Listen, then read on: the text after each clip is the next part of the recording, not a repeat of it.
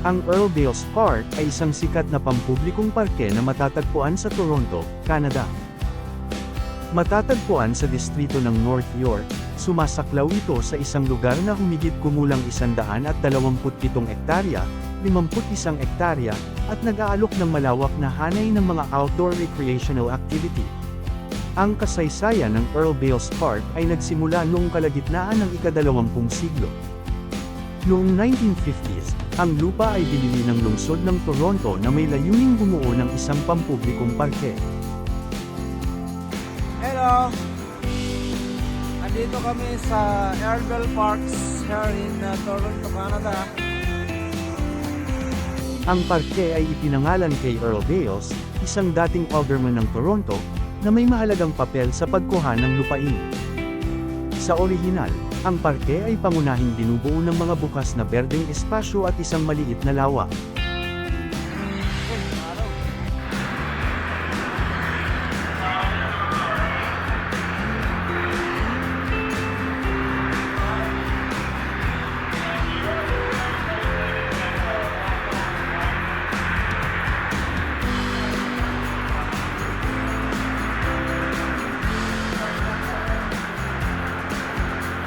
Sa paglipas ng mga taon, sumailalim ito sa ilang mga pagpapabuti at pagpapalawak.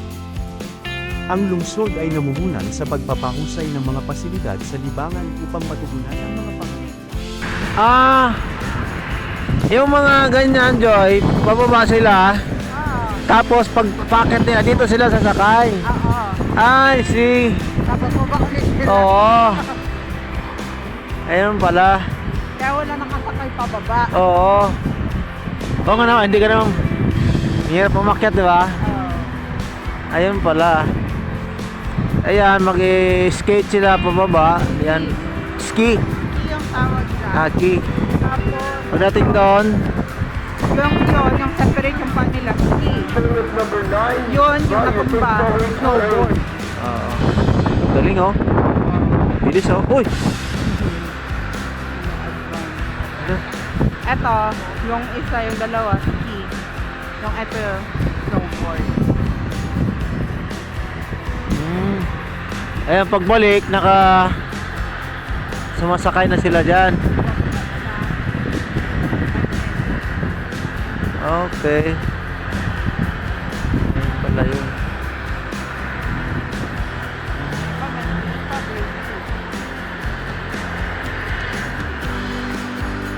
Dito siguro sila lang training, no? Mag-snowboard, no? Ayan, oh. Yun, galing, oh. Oh, maliit lang, oh. Ng lumalaking komunidad. Isa sa mga kapansin-pansing tampok ng Earldale's Park ay ang ski at snowboarding hill na binuksan noong 1994. Eh, yung binubumba nila, para... So, meron dito at doon. Para makit yung snow, yung kapal ng snow. Kasi delikado kung manipis yung snow. Ibig sabihin, may bayad pala dyan pag nagpasok ka. Oo. Yun.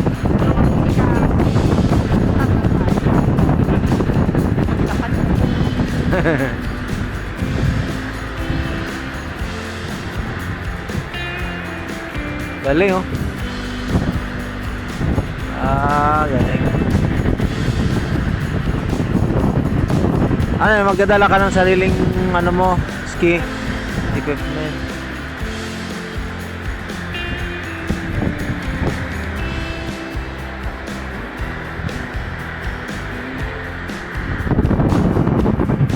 Tapos doon sila bababa. Pagdating doon bababa sila. Ayan, bababa yan. Ayan ang bababa. Yung bumaba.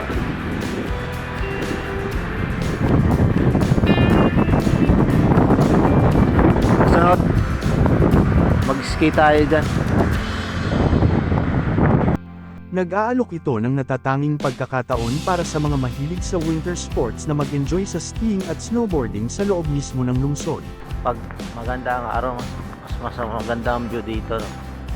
Ang burol ay nilagyan ng chairlift at mga snowmaking machine upang matiyak ang pinakamainam na kondisyon sa buong panahon ng taglamig. Bilang karagdagan sa winter sports, nag-aalok ang Earl Bales Park ng iba't ibang amenities para sa buong taon na kasiyahan.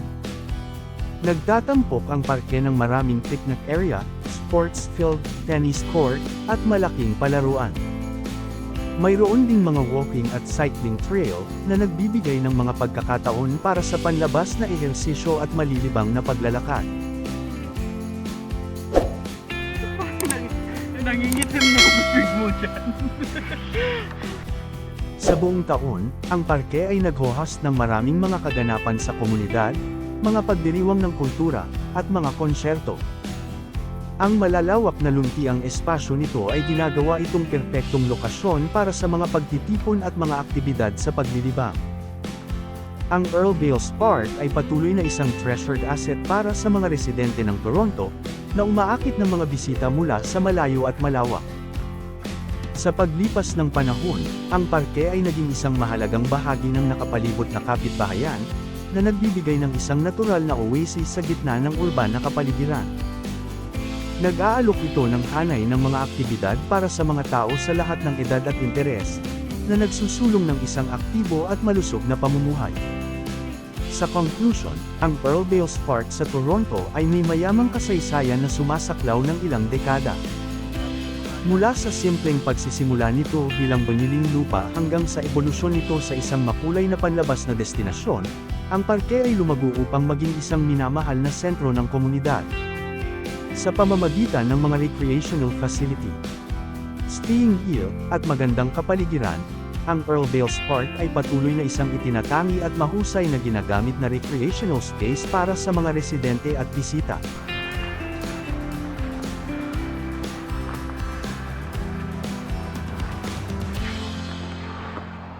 Pumasok sa kapila.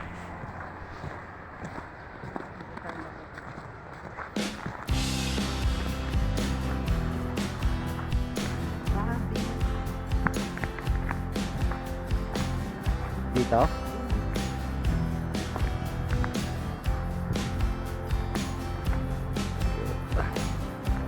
Paano yun? Nabubuhay.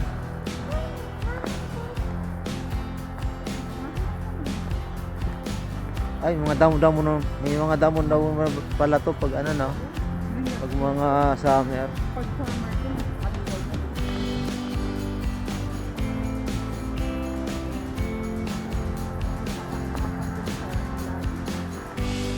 parang may labot-labot.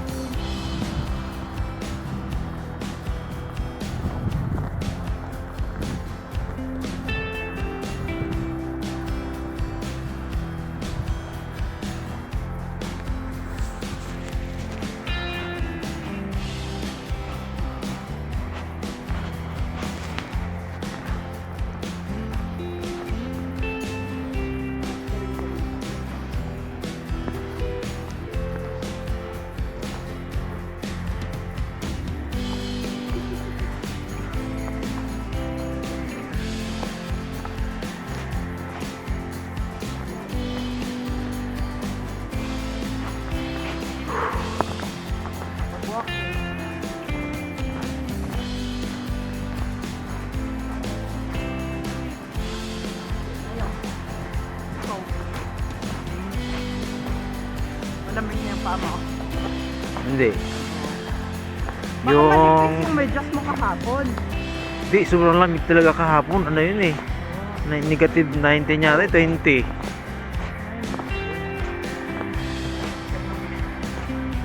At hindi makakapon ha. Oh, yun o, nagkakan. Ang mobile.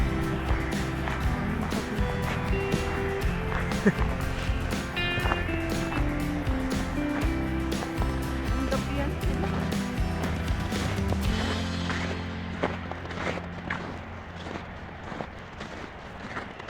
Walang ilaw pag gabi no? Yung mga ilaw sa mga gitna dito wala eh. Kaya siguro Fire yan. ah, Bonfire. ah, walang mga ano ba sa post light na ano.